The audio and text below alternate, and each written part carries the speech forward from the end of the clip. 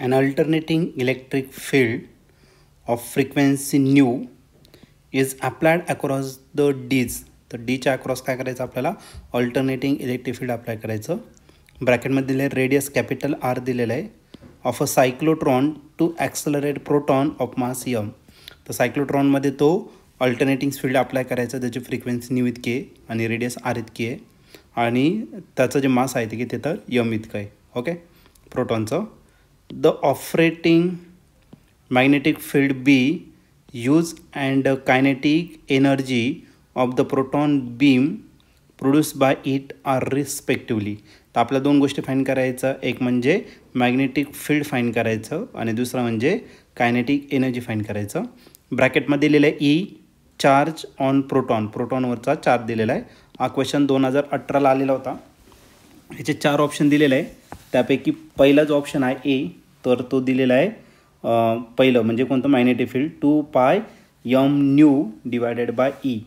Okay, तर झाला तुमचा पहिला क्वेश्चन म्हणजे बीचा आन्सर. ओके, दुसरं जे आहे कायनेटिक एनर्जी आहे 2 pi square m nu square R square.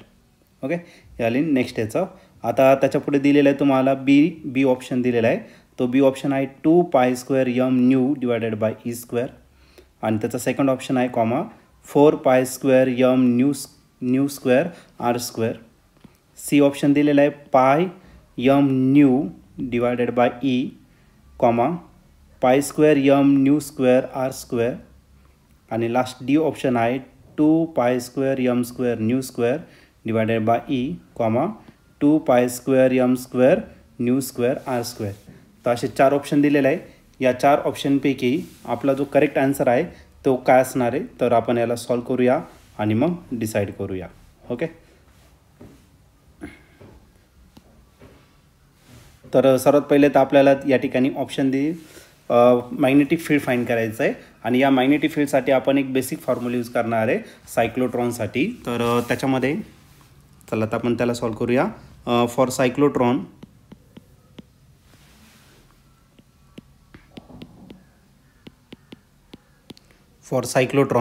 आपल्याकडे असणार आता सर्क्युलर मोशनमध्ये तो पार्टिकल मूव्ह करणार आहे, म्हणजे त्या ठिकाणी असणार आहे तुमचं centripetal force. For cyclotron centripetal force, या सेंट्रीपेटल फोर्सला बॅलन्स करणार आहे कोणतं magnetic force. Centripetal force is balance by magnetic force. Okay, आता सेंट्रीपेटल फोर्सचा जर फॉर्म्युला घेतला तर सेंट्रीपेटल फोर्सचा फॉर्म्युला असेल तुमचा m v square upon r आणि जो मॅग्नेटिक फोर्स आहे तो किती असणार तर बी. क्यूच्या जागी आपण काय करणार आहे ई करणार आहे आणि स्पीड जो आहे तो काय तर व्ही. ओके, अजून एक टर्म या ठिकाणी आपल्याला चेंज करायचा, तो म्हणजेच काय तर या ठिकाणी आपली जी रेडियस दिलेली आहे ती रेडियस दिलेली आहे त्याने कॅपिटल आर इतकी दिलेली आहे, तर त्या पद्धतीने आपण या ठिकाणी चेंजेस करणार. आता नेक्स्ट केसमध्ये इथला व्ही आणि इथला व्ही का होणार आहे कॅन्सल, मग आपल्याकडे रिमेनिंग राहणार आहे m v upon r is equal to B into E.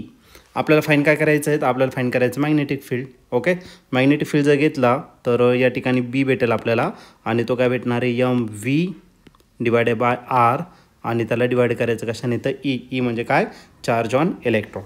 Okay, तर या केसमध्ये मास तर दिलेला आहे, व्ही म्हणजे आपली वेलॉसिटी झाली, पण आपल्याला फ्रिक्वेन्सीच्या टर्ममध्ये घ्यायचं. मग आपल्याकडे वेलॉसिटीचा फॉर्म्युला माहिती आहे, मग काम करतो बी मी तसाच लिहिणार, यम पण तसाच लिहिणार डिवायडेड बाय आर ई तसाच लिहिला. स्पीडचा जर फॉर्म्युला घेतला तर तो असतो डिस्टन्स अपॉन टाईम. तर पण पार्टिकल सर्क्युलर पाथमध्ये मूव्ह करणार आहे आणि सर्कलसाठी जे डिस्टन्स असतं ते असतं तुमचं 2 पाय आर इतकं. ओके, मग डिस्टन्स झालं आपलं किती तर 2 पाय आर इतकं आणि डिवाइड बाय काय असणार आहे टाईम. ओके, तर हा झाला तुमचं बेसिक फॉर्म्युला कोणाचा तर स्पीडचा फॉर्म्युला. पण रेसिप्रोकल ऑफ टाईम जर घेतलं, रेसिप्रोकल ऑफ टाईम असतो फ्रिक्वेन्सी आणि तो फ्रिक्वेन्सी न्यूने रिप्रेझेंट केला आहे, मग 1/t जागी आपण काय करणार तर न्यू या ठिकाणी पुट करणार. मग जर तुम्ही मॅग्नेटिक फील्ड जर घेतला तर तो राहील 2 पाय मी स्टार्टिंगला घेतला यम आणि आर, इथला आर आणि इथला आर काय झाला कॅन्सल झाला. ओके, म्हणजे 2 पाय यम आज एवढा टर्म त्या ठिकाणी शिल्लक राहिलेला आहे आणि टोटल डिवायडेड बाय काय राहिलं तर ई. पण 1/t म्हणजेच आपलं काय असणार आहे न्यू असणार आहे. हे झालं तुमचं मॅग्नेटिक फील्डचा फॉर्म्युला. ओके, आणि या ठिकाणी तुम्ही जर ऑप्शन जर बघितलं तर 2 pi m nu divided by e तर ऑप्शन नंबर ए जो आहे तो या ठिकाणी आपला पहिला तर मॅच होतो आहे. बाकी केसमध्ये याचा ऑप्शन नाही, म्हणजे ए ऑप्शन आपला करेक्ट आहे. हे झालं पहिला पार्ट. ओके, हे काय झालं फक्त मॅग्नेटिक फील्ड. जरी तुम्ही एवढं सॉल्व केलं तरी तुमचं ऑप्शन तर भेटलेलं आहे, पुढचं सॉल्व करायची गरज नाही आहे. पण आपण तरी काय करू तर सेकंड पार्ट याच्यात सॉल्व करणार आहे. सेकंड पार्ट म्हणजे आता एक काम करू, सेकंड नंबरचं फाईंड करायचं म्हणजे कायनेटिक एनर्जी फाईंड करायचं प्रोटॉनचं. तर या केसमध्ये आपण कायनेटिक एनर्जीचा बेसिक फॉर्म्युला यूज करणार आहे आणि कायनेटिक एनर्जीचा बेसिक फॉर्म्युला आहे 1/2 mv². ओके, व्ही जर घेतला तर व्ही असते तुमची वेलॉसिटी आणि वेलॉसिटीचा फॉर्म्युला म्हणजे स्पीड घेऊ आपण, त्याचा फॉर्म्युला असेल डिस्टन्स अपॉन टाईम. ओके, त्याचं काय करायचं आपल्याला स्क्वेअर. आता रेसिप्रोकल ऑफ टाईम काय असते फ्रिक्वेन्सी. माझा झाला तुमचा 1/2. तसाच यम देखील मी तसाच लिहिला.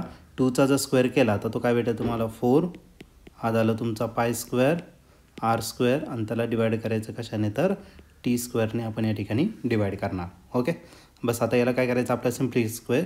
पण 1/2 रेसिप्रोकल ऑफ टाईम हे काय असतं तर तुमचं फ्रिक्वेन्सी असतं, तर तीच कन्सेप्ट आपण या ठिकाणी यूज करू. बघा तर मग कायनेटिक एनर्जी जो भेटेल आपल्याला तो भेटेल किती 1/2 m. तसाच ओके, ते राईट करतो पुन्हा 4π² r². फक्त रेसिप्रोकल ऑफ टाईम पिरियड काय घेतलं तर आपण फ्रिक्वेन्सी, त्याचा काय झाला स्क्वेअर. 2 1 1 2 2 करायला 4 म्हणजे करायला तर 2π². ओके, हा 2π² या ठिकाणी घेतला आपण यम, हा राहिला तुमचा r इंटू करायला तर μ². आता एक काम करू आपण, आपल्याला जे ऑप्शन दिलेलं त्याच्यानुसार त्याला ॲडजस्ट करू. तर फक्त व्ही स्टार्टिंगला न्यू आधी दिलेला आहे आणि आरचा जो स्क्वेअर आहे, सॉरी आरचा पण स्क्वेअर आहे ना, आरचा जो स्क्वेअर आहे आपण तो काय करू तर लास्टला लिहू. ठीक आहे, 2π² m μ² इंटू r². ही कोणती एनर्जी झाली तर आपली कायनेटिक एनर्जी झाली. ओके, आणि या ठिकाणी तुम्ही ऑप्शन जर बघितलं तर या ठिकाणी ए ऑप्शन जो आहे तो 100% या ठिकाणी मॅच होतो आहे. 2π पण स्क्वेअर राहिलं, सॉरी 2π² m μ² r². ही झाली कायनेटिक एनर्जी आणि आपली मॅग्नेटिक फील्ड जी आहे ती आली 2π m μ/e. ऑप्शन ए जो आहे तो याचा करेक्ट आन्सर या ठिकाणी असेल.